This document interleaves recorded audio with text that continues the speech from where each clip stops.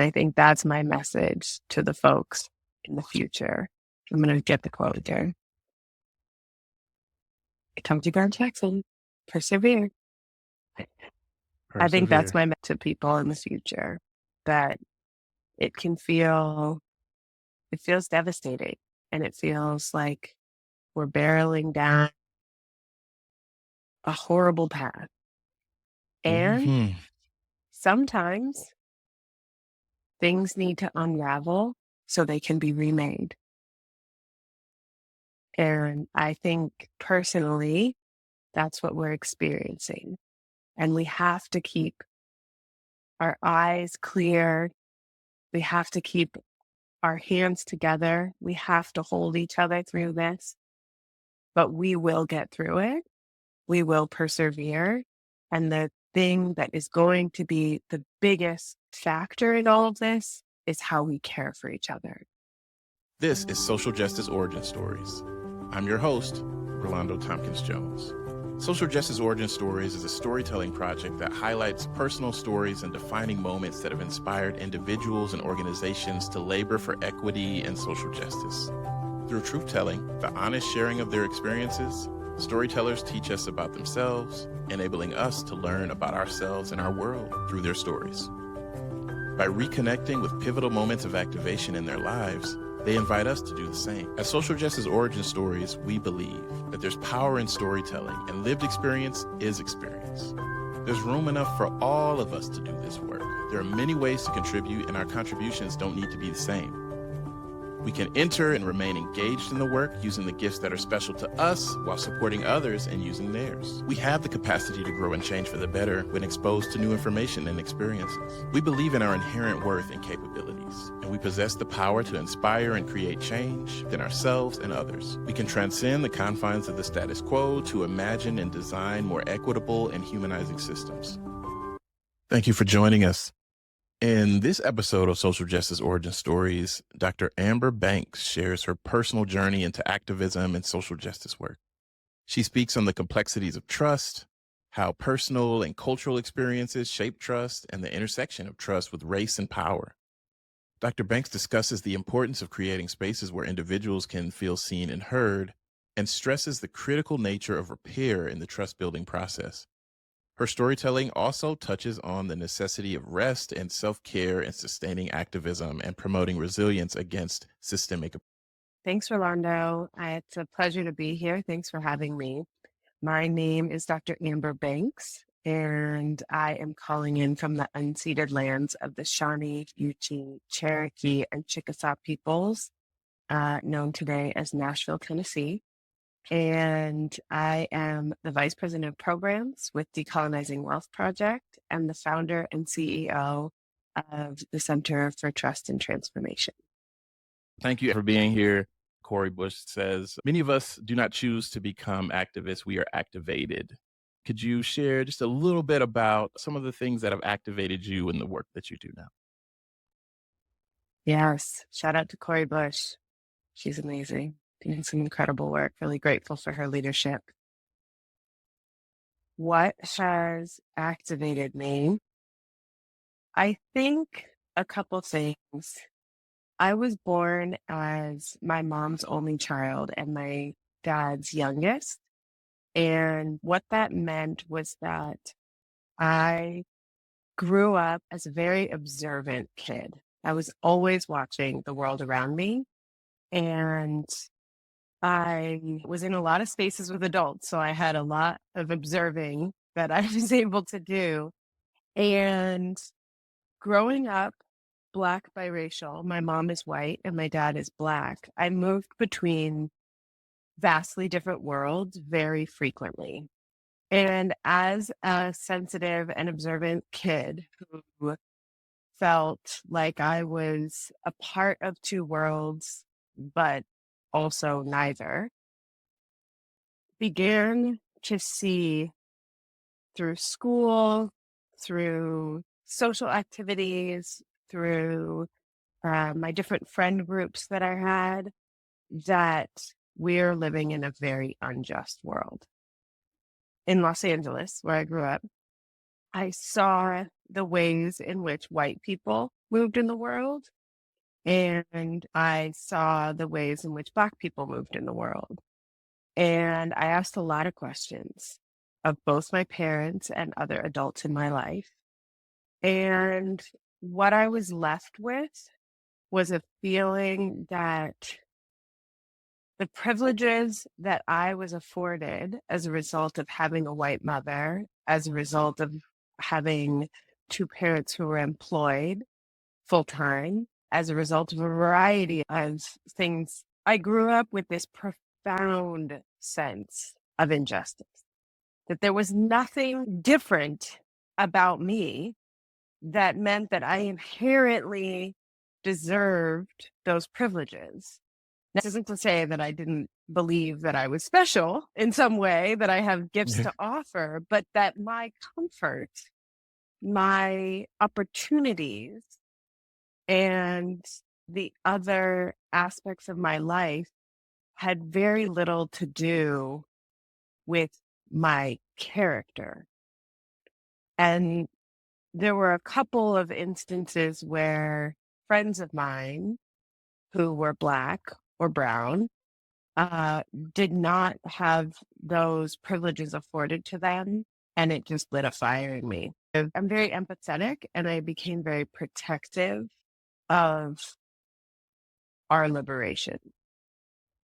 And I never made peace with the notion of the social hierarchy that we've been sold.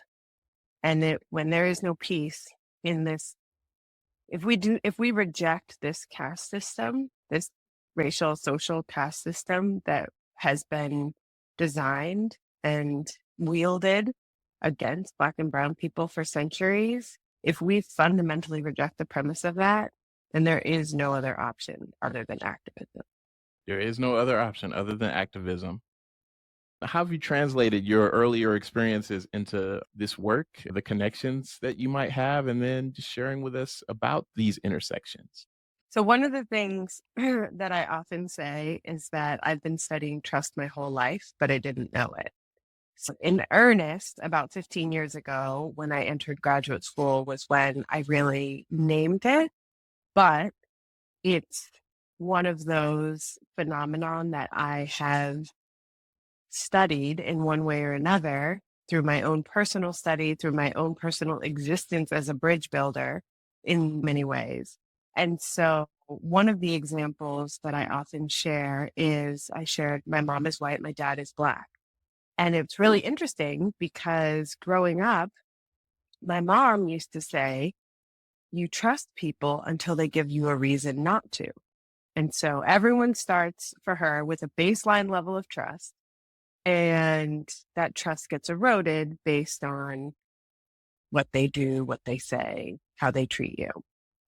My dad, on the other hand, as a Black man growing up in Los Angeles, who grew up in the South, in Kentucky, he would say, you absolutely do not trust anyone unless they prove that they are trustworthy.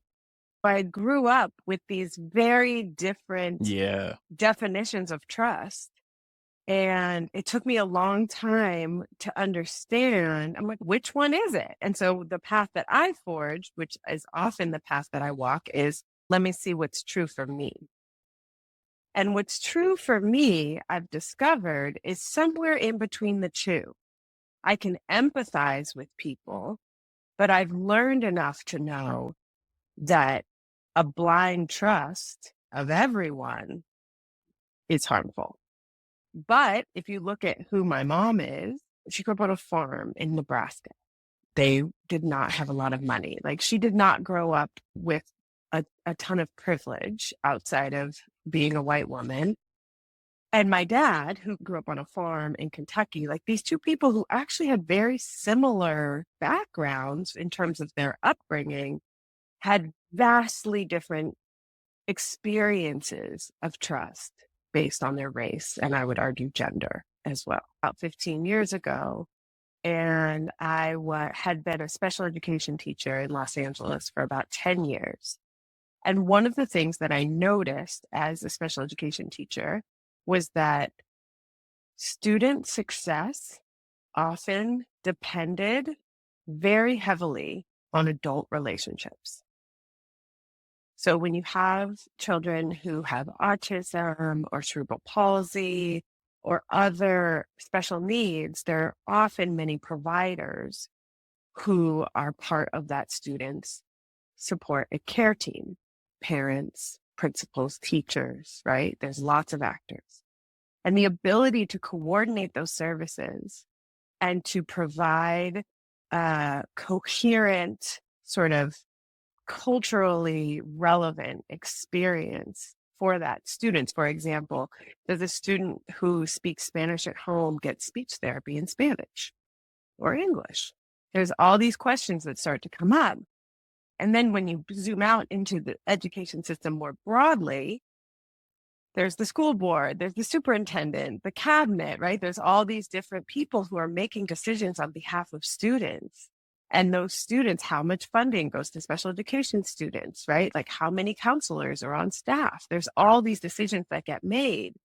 And what I noticed was that the ability of adults in school systems or surrounding school systems to understand one another across cultural divides and to build trusting relationships. When those trusting relationships were in place, students thrived. When the parents trusted the teacher, when the teacher trusted the principal, when they understood even across difference, when they had ways of communicating with each other, that it made a student's educational experience better. And so I wanted to know, how does trust operate? What is happening from this cultural perspective in this fundamental building block of our relationships? And through my doctoral journey and my dissertation, I discovered a lot about how trust operates. All right. But I bet. but namely that the vast majority of the work that has been done around trust, our popular consciousness, if you want to think about it that way, has been shaped by predominantly white men. I won't list them all, but a lot of the scholars, popular thought leaders are white men, and if not white men, white women. Very few popular definitions, conceptualizations, articulations around how trust works from the voices and perspectives of people of color. And so I wanted to know, okay, what do we think about trust? Like, I've read all these books and that didn't tell me. And so let me just ask people. So that was essentially what my study was about.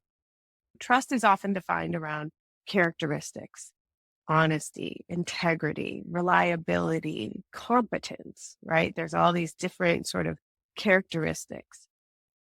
But when you drill down into what do those characteristics look like for different people, there's a lot of cultural nuance that goes into how those characteristics are defined and perceived. All that I often use is competence.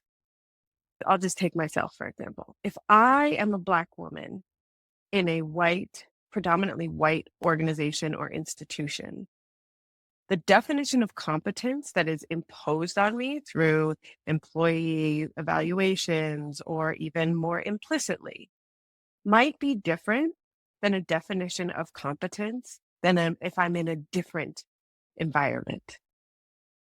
And so what I perceive to be competent may not match the cultural definition of competence that's in the institution that I'm in. And that is something that, unless we talk about how trust is informed by culture and by power, that is not immediately apparent when we just say, I trust you if you're competent. That has implications for the experience within that organization too. And so unless we talk about it, we're operating under those norms. Our understanding of trust has been whitewashed by popular thought leaders. It's void of cultural nuance. Yes. And what are some other things to understand about the importance of cultural differences? And not just defining it, but having a candid, clear, out in the open conversation around it, because sometimes like those dynamics are always present, but are rarely addressed. A couple things. So my journey around understanding relationships, it started out very personal, right? With my own experience growing up as a multicultural kid in a multicultural city. Rodney King happened when I was a young person.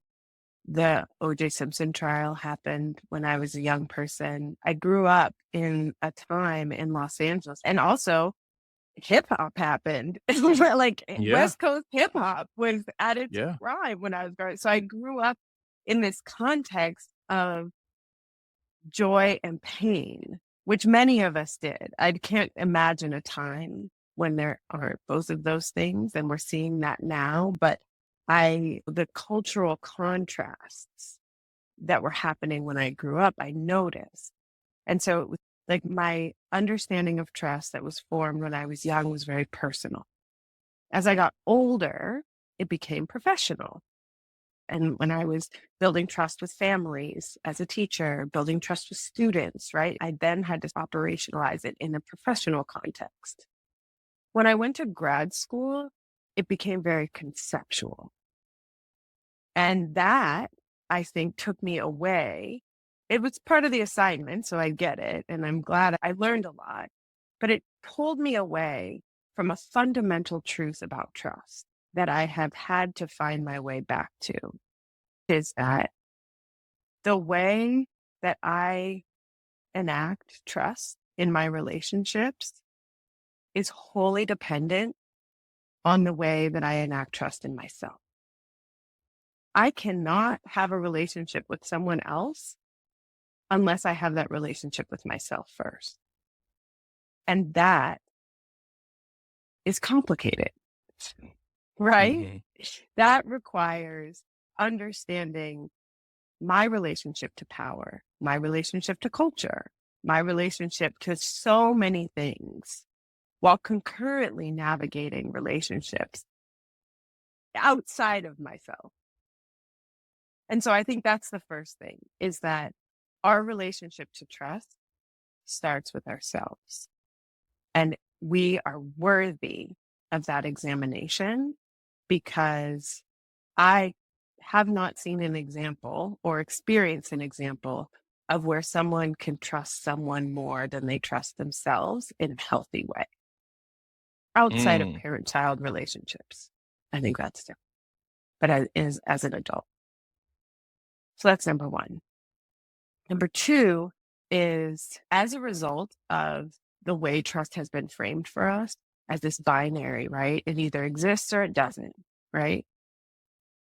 As a result of what I believe to be white dominant frames that have been imposed on our concept of trust, where it's this paradigm that lacks depth and clarity sometimes, right?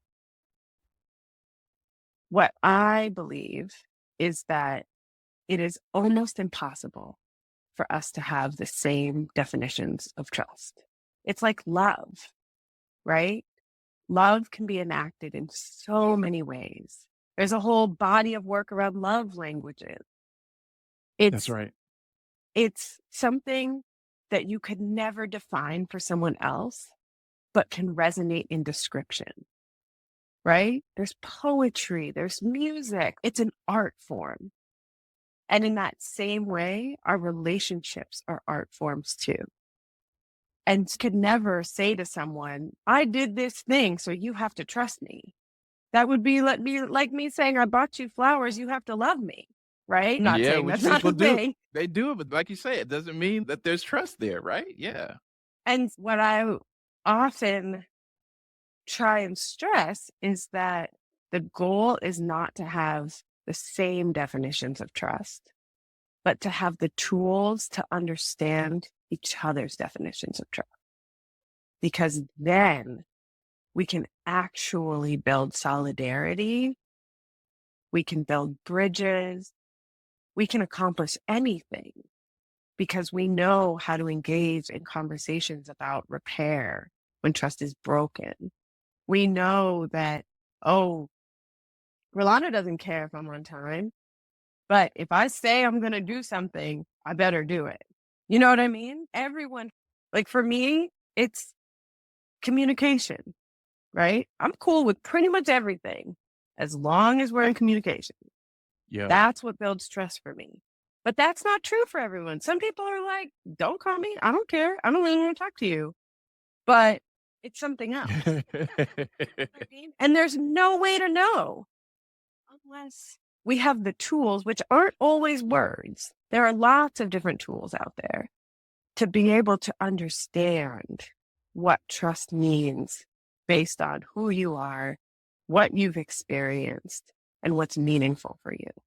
I love how you explained your own journey with trust. So first, it was personal, right? Then it became professional. And then when I went to grad school, it became conceptual. I think those are really important distinctions to make.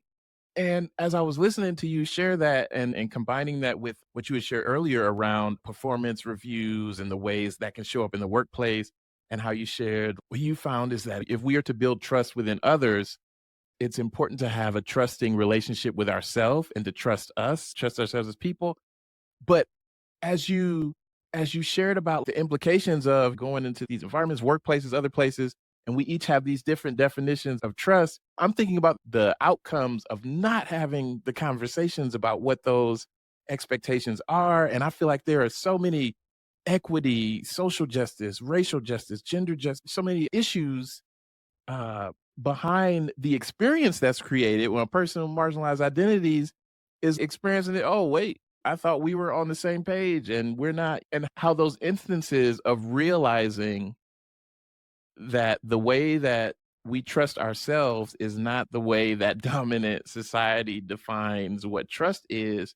And I'll say this too. Sometimes it don't always have anything to do with our self-esteem, but we still have to interact with the systems that have implications for that. And like the impact on that to a person's ability to trust themselves or their relationship with trusting themselves. So earlier we're talking about one of the things embedded in this project, Social Justice Origin Stories, is recognizing the impact of socialization and how sometimes we're inundated with all these negative messages about ourselves. And that to hear that day in and day out or experience that and see it reflected in different systems, that has an impact. I appreciate how you laid out again, like it started personally, became professional, and then conceptual when you were in grad school. And I just feel like there are folks out there listening to this who are taking a breath at, oh, wow, this is describing some things that really resonate. So a question that I had was, what sorts of things have you found helpful in developing that trusting relationship with yourself in the context of systems of oppression and those messages we get that are intended to wear away at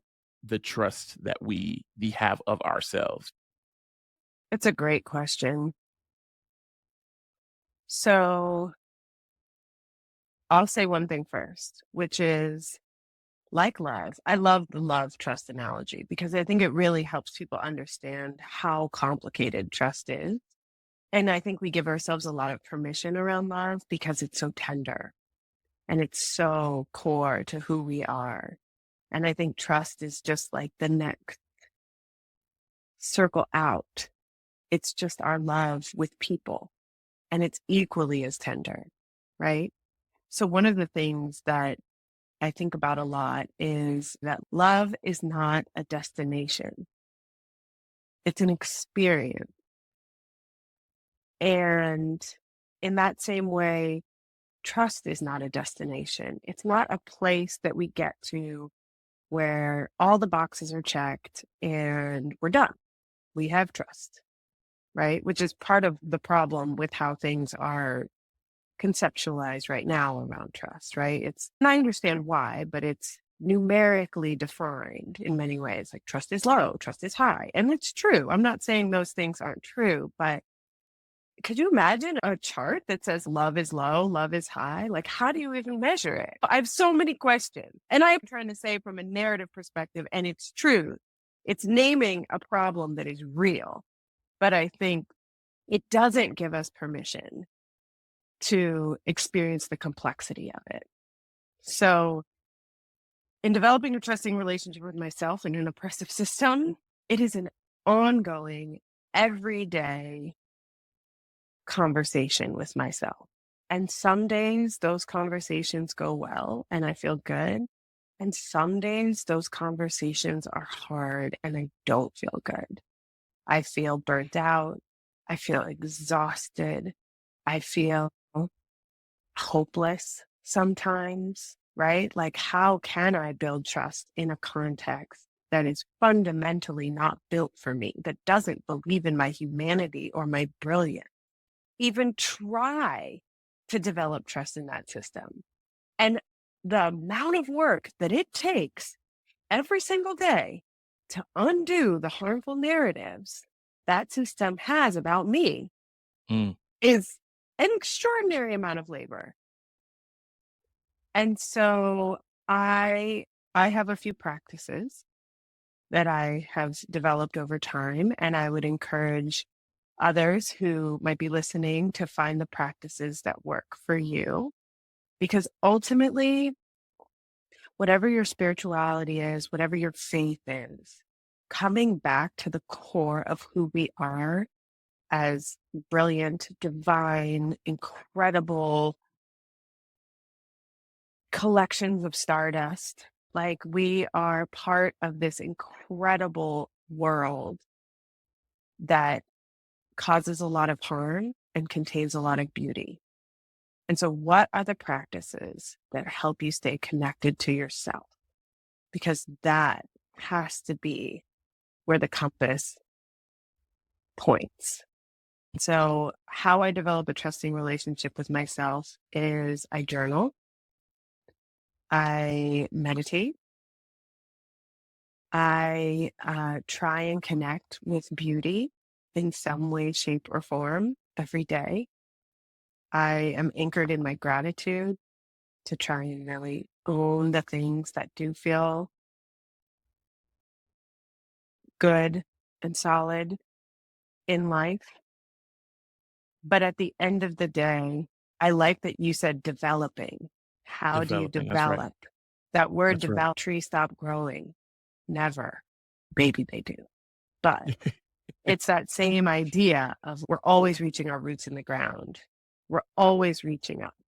We're always seeking the stability of who we truly are.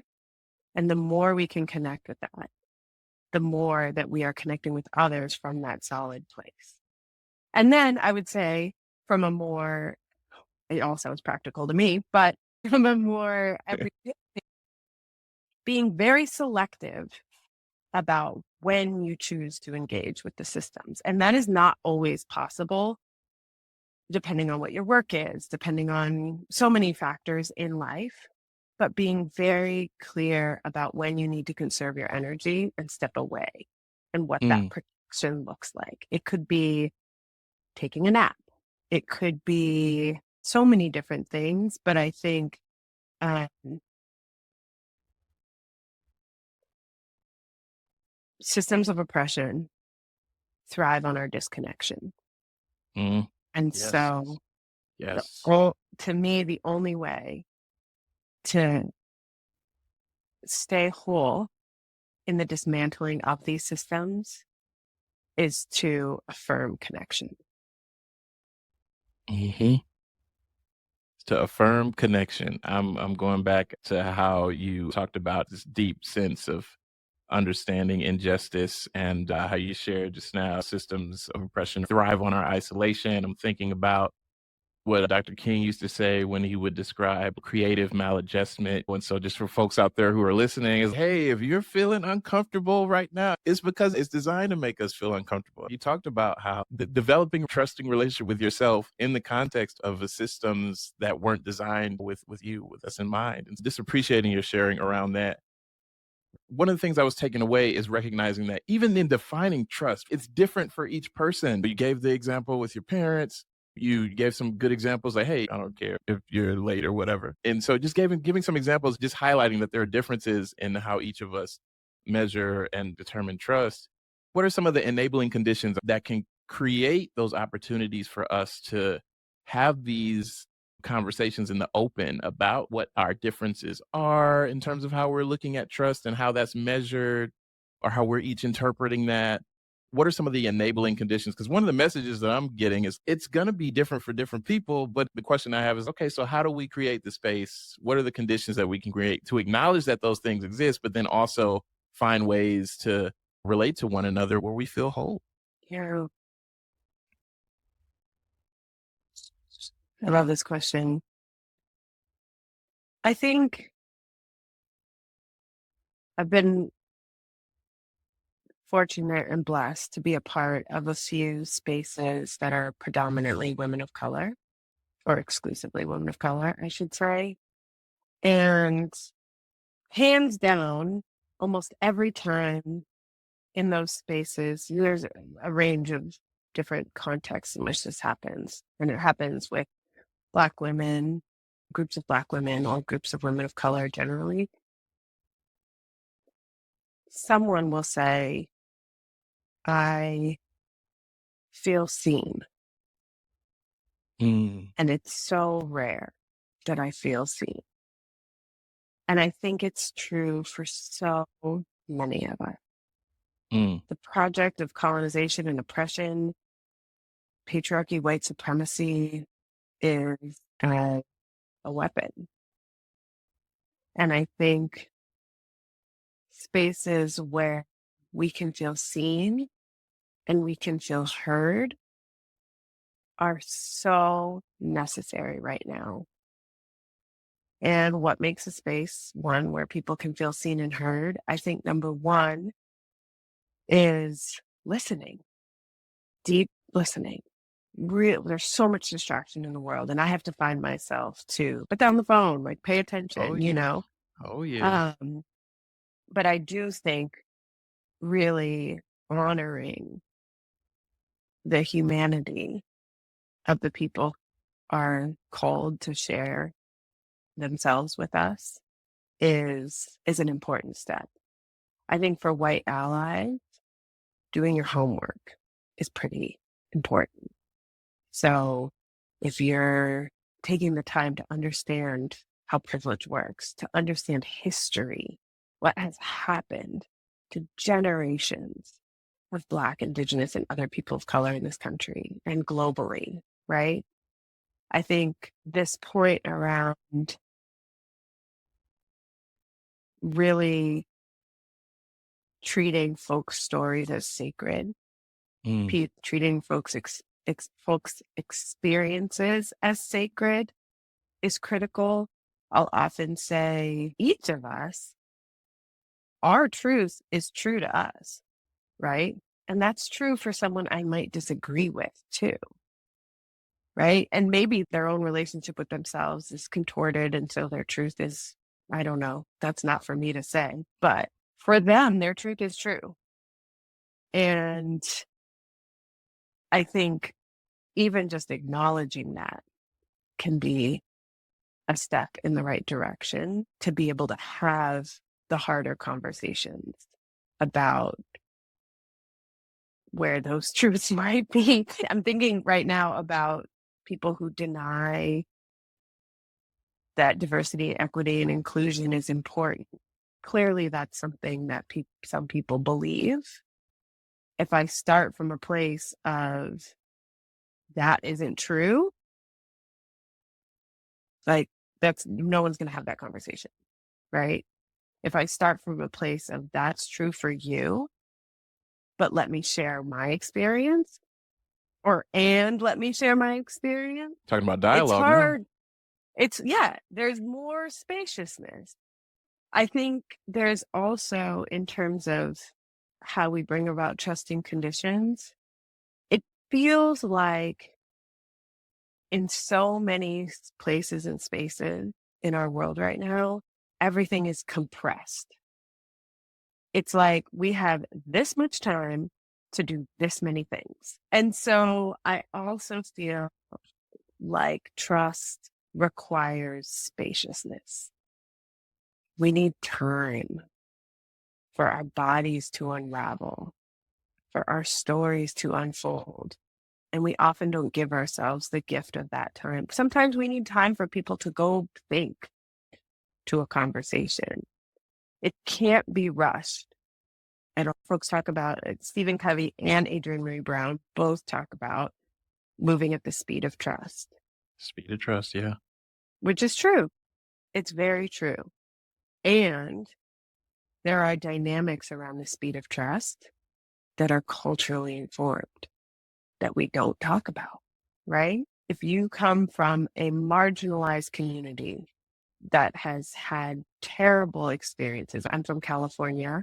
In California, there's a genocide against Native American people whose grandparents were in boarding schools. A conversation with a white government official may have, or even just a person who comes from a different background, Yeah. right?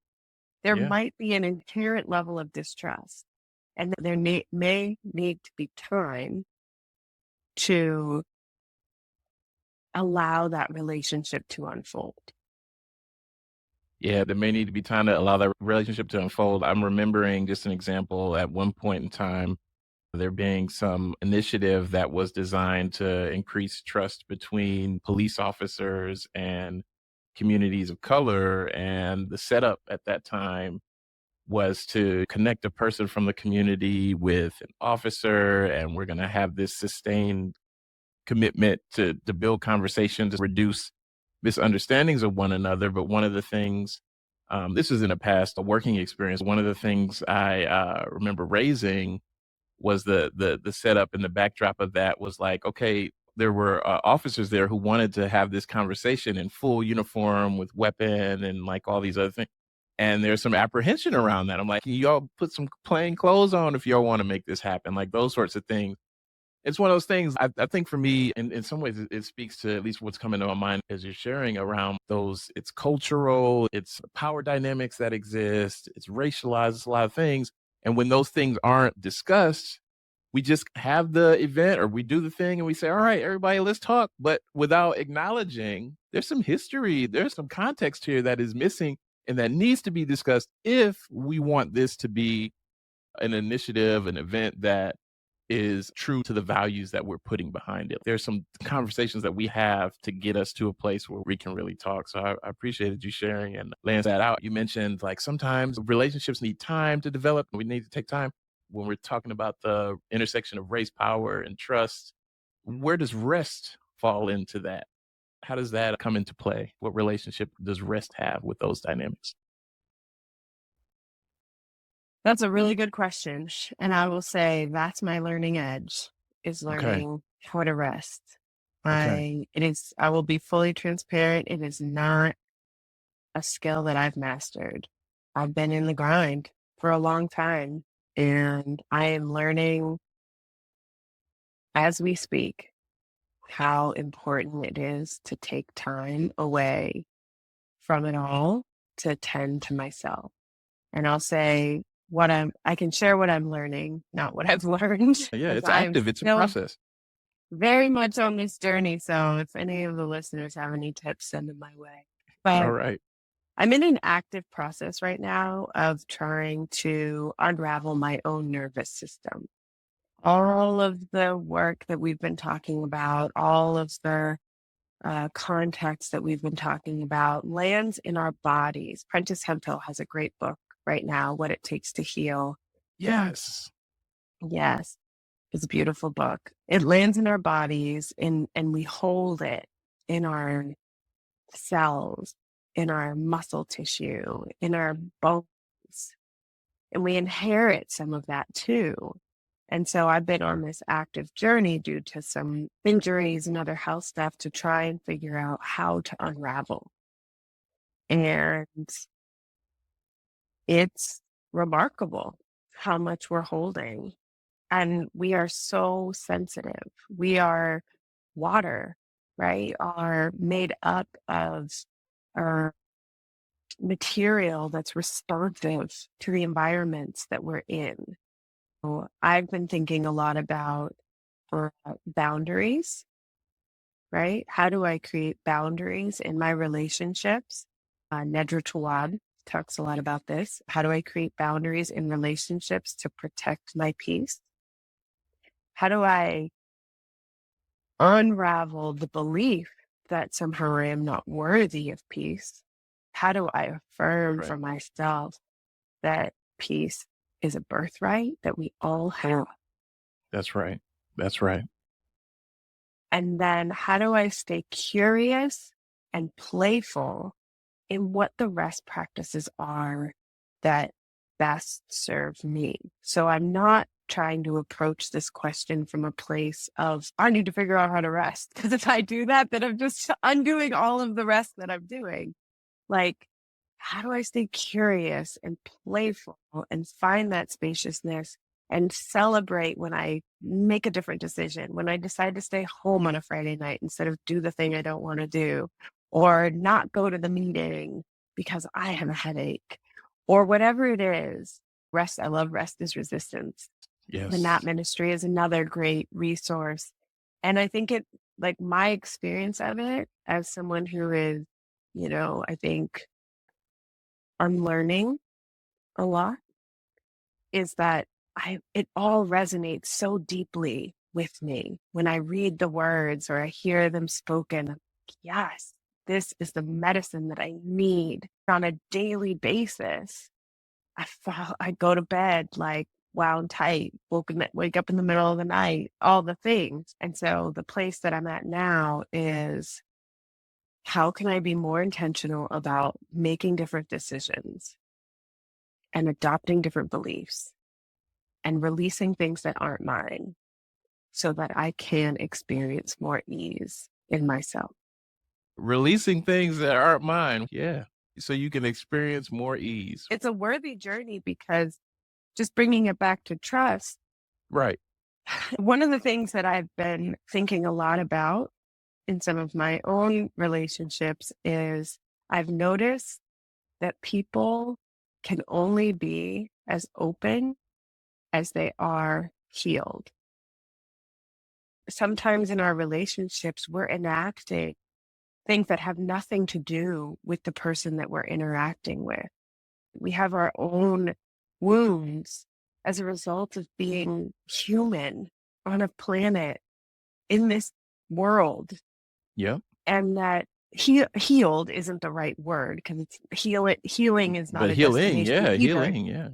And so if I am not tending to the places in me that need attention, then ultimately, in some way, shape, or form, it does become a barrier at some point between me and other people. And saying to our rest, our reflection, our well-being, I think can enhance our relationships and allow us to show up more fully and clearly in them. Ooh. Ooh. Yeah, so many things. I think about the ways that the identities that we hold and the ways we've been socialized, how all that plays into the continual journey of resisting and trying to heal. Some of us, we may receive messages that like, hey, rest isn't for us. Like, you can't do that. I love how you talked about healing and things we might be acting out that might not necessarily have anything to do with the person that we're interacting with. So the question that I'll often ask myself and then other folks that I'm working with around this too is, what kind of roles did you have to play even as early as growing up? Or what roles do you serve now? It could be family, relationships, friendships, what have you. And then there's the other end of that is, and are these roles that you would choose for yourself, or are they roles that you feel were put upon you? And then that's a moment to just check and say, am I doing something that I would choose for myself, or am I playing out a script that's been chosen for me? And so just being mindful of the ways we're socialized, we've been socialized and resisting. So much came up when you were sharing, so I really appreciate that. I just want to say to that point, I was just talking with a friend today because I was like, I'm tired. She's like, how are you? Yeah, And I was like, I'm tired. I'm I'm tired. Yeah. really, really tired. And she was like, what are you doing to take care of yourself? And I was like, I don't know. Like, I don't have a good answer. And she was like, Hmm. what about this? Like, when can you take a day off? Have you thought about this? And she was beautiful in how she showed up. And so I think we can be that support for each other too. That's right. It doesn't That's right. always have to be like, I'm calling myself to the mat, because that's exactly, sometimes the people who we trust, who we feel seen with, who we love, are there, and think about what it feels like. I know for me, like sometimes I'm like, oh, I feel so self-conscious that I don't have my shit together. I'm like, I'm not supposed to be, I can't be tired. That's the belief that I have. But we can be mirrors for each other. We never, my brother says that you don't have to carry it alone. We are That's right. not alone That's in this. right. That's And so right. we can play that role. Today I'm tired. She's got the energy to remind me that rest is available to me. Monday, I was feeling good. And I reminded some other people that rest is available to us. So, like, we That's all have right. to be on that rhythm of supporting each other and recognizing that we don't have to be everything every day. And sometimes someone can be that reminder for us. That's right. That's right. That's right. That's it. That's it. Sometimes someone could be that reminder for us. So I have another podcast called The Notes from an Aspiring Humanitarian, where I would share things related to social justice. And one of my episodes was around checking on your strong friends. So it shares things that I thought were helpful around checking in on that person that you might see that is the strong person that shows up for everybody, that holds space and all these things. What you could do to support that person. And then also from the perspective of, for those of us who are that person or who have been that person, things we can do to advocate for ourselves and get our needs met as well. And some of what you're sharing is reminding me of that too, in different roles that we play out. So yeah, Tell your just strong friend. That's a check good on your quote right strong there. friends. Call in. And one of those things is just listening without judgment. When you ask them how they are, truly listen to what it is that they have to share. And don't interrupt. Don't jump in at this moment. Just let them let you know how they're doing. And there's trust in that too. There's trust building in that too. What ways have we been conditioned to feel like we have to carry it? But I loved how you said you don't have to do this alone. Community provides a lot of the solutions to the problems that we're facing. Yeah, oppression And, thrives on our isolation. and And there is, like, I think we talk a lot about beloved community, which is mhm, great. A I aspire to be part of beloved community, and I feel that as I do I. am in Yeah. many cases. Mhm. And conflict is normal, Yes. right? Yes. Even in beloved communities, we're gonna trip on each other. We're gonna make mistakes. I think this is where I love talking about understanding each other's definitions of trust, because it's really hard to talk about trust without talking about repair. And Mm. we're not in this utopia That's where right. the world is void of conflict. And sometimes there are going to be people who we love that we need to have some hard conversations with because they cross a boundary, or we cross a boundary, That's or right. something. And so I think it's also helpful to normalize that building and repairing trust can also be an act of love. That can also be an act of love. What does trust look like? What does love look like? Sometimes it looks like engaging in the necessary conflict so we can get closer to one another. We can understand one Mhm. another more. I appreciate you sharing that. Yeah. That's a really important distinction. I really appreciate you sharing that part. Yeah. Beloved community. Even within beloved community, we have to conflict is inevitable. Let's normalize it so we can have it and not hold on to things. I It's appreciate almost that. like we need a new word, like, 'cause I feel Yeah. like conflict is everyone's, "Ooh, I don't like that." It's good in our bodies. I don't know, maybe it's we bump into each other or something more neutral. Yeah. Not to Yeah. diminish the importance, because some conflicts are big and important to confront and to, uh, appropriate weight, right? Um, but in our everyday interactions with folks, I think having those tools to be able to say, yo, that didn't feel good. We need to figure this Yeah. out. But I still want to be in relationship with you. I still want to be a relationship and we need to talk about this. Yes. What are some things that keep you coming back to this work? You gave an example of being tired and being able to acknowledge that a part of me starting this project and supporting folks and collecting and sharing stories came from a place too with me. Sometimes I'm just tired, but like going back and being reminded of why I started, and the storytelling is definitely helpful to that. And I know your storytelling is helpful to folks who are listening, even reaching out to you. Like I was saying, I went across folks that I've met along my life journey, and it's, oh yeah, I just need to be in your space so that we can just to be reminded and encouraged. What are some things that keep you encouraged and keep you coming back and connected to this work? Yeah. I think it's a fundamental belief that we are all interconnected. I think at base, it's a form of optimism that if we can create and sustain relationships where we can be our full selves, then we can create and sustain a world where we can be our full selves. I think of our relationships as the microcosm of everything. I think about how I cannot imagine a liberated world, a world that's free of racism and oppression and sexism without trust. That world, like trust has to be a fundamental component of that world. And we're so far from that right now. I think we're far from that because we've been pulled in a direction forcibly through extractive economics, through dehumanization, through all of the things that we know are not Mm, working in our world. And that even if getting closer in one relationship or in one partnership, that is a step closer to where we're trying to go. And I think that's what sustains me because otherwise I don't see how we get there. mm, I'm not naive to think that every single person in this world is going to trust one another. That seems unrealistic.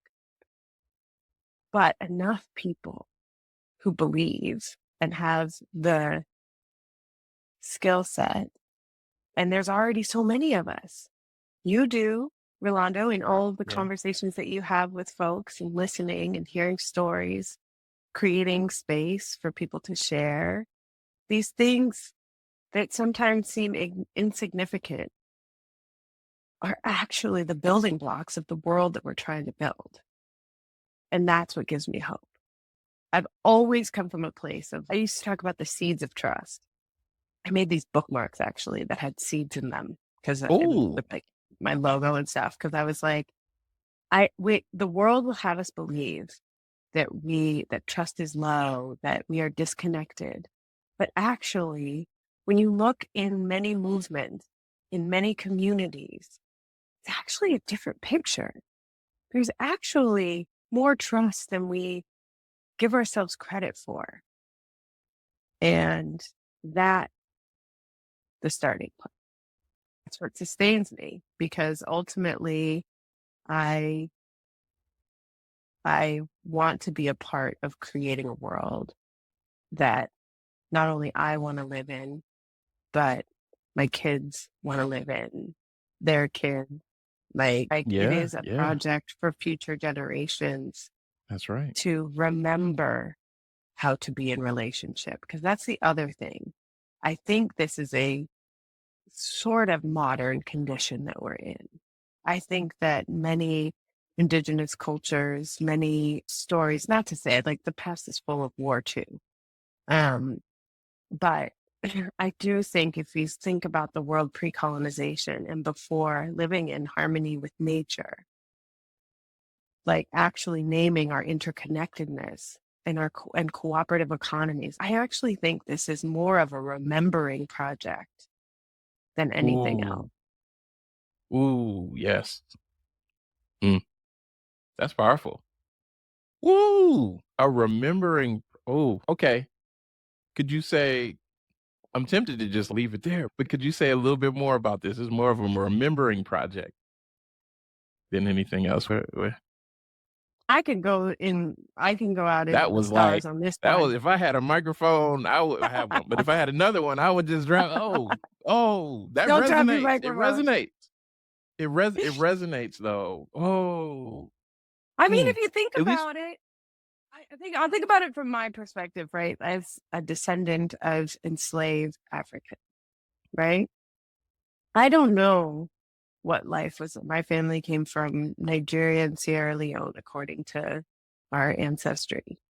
I don't know what life was like before the transatlantic slave trade in those places. I can imagine. But what I can imagine is that prior to an age of global colonization, global capitalism, white supremacy, and all the other systems of oppression that we see now, there's a way of being with each other that is interdependent for survival. And I think that in that interdependence, and if you read about some of the early civilizations, Egyptian civilization and the Mayan civilization, we see profound technologies that have been developed around astronomy, around the pyramids, right? We see these incredible scientific advances in these in many pre-colonial societies where people, of course, there was conflict, right? It wasn't, there's no such thing as no conflict, but where people figured out how to work together cooperatively in ways that are abundant, self-sufficient, and cooperative. And I think that that memory is still inside of us. That the time that we've spent in these systems that have sought to disconnect us cannot erase the memory of the times when we have been connected to something that is deeper within us. I don't know. I can go into lots of philosophical spaces on it, but I just think that memory, even if it's the memory of the times that we have felt safe, the times we have taken our masks off, even if it's the memory in our lifetimes, I think those are still the building blocks.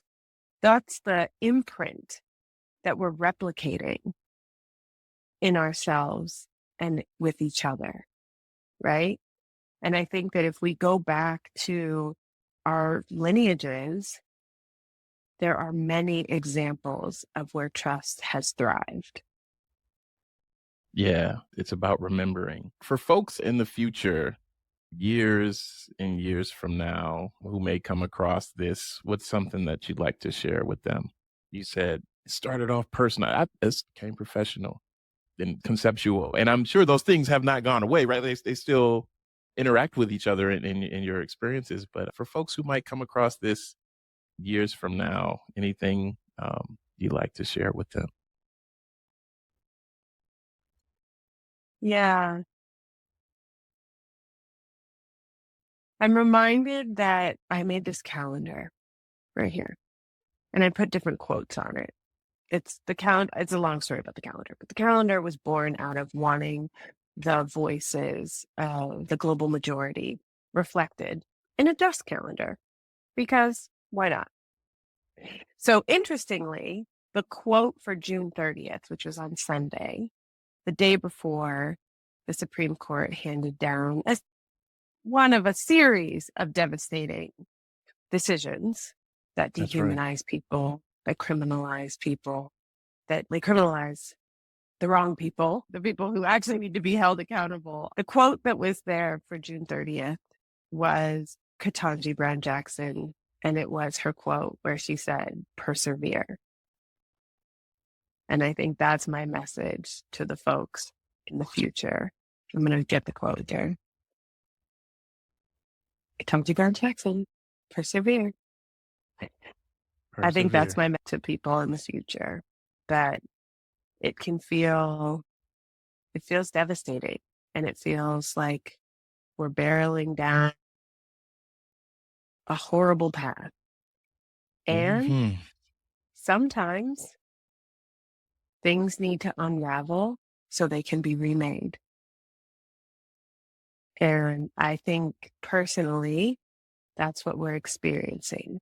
And we have to keep our eyes clear. We have to keep our hands together. We have to hold each other through this, but we will get through it. We will persevere. And the thing that is going to be the biggest factor in all of this is how we care for each other. And so I would say persevere, but also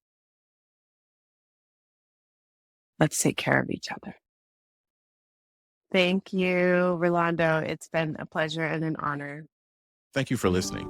If you enjoyed this episode, please leave a review on Apple Podcasts and subscribe to Social Justice Origin Stories there or wherever you get your podcasts. You can also watch video episodes on YouTube at Social Justice Origin Stories, and I'd really appreciate it if you subscribe there as well.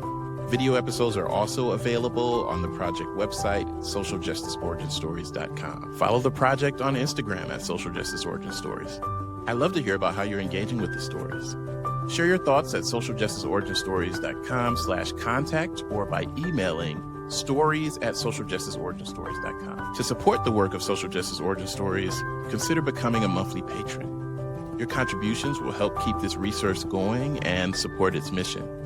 Visit patreon.com/socialjusticeoriginstories to learn more and make a contribution.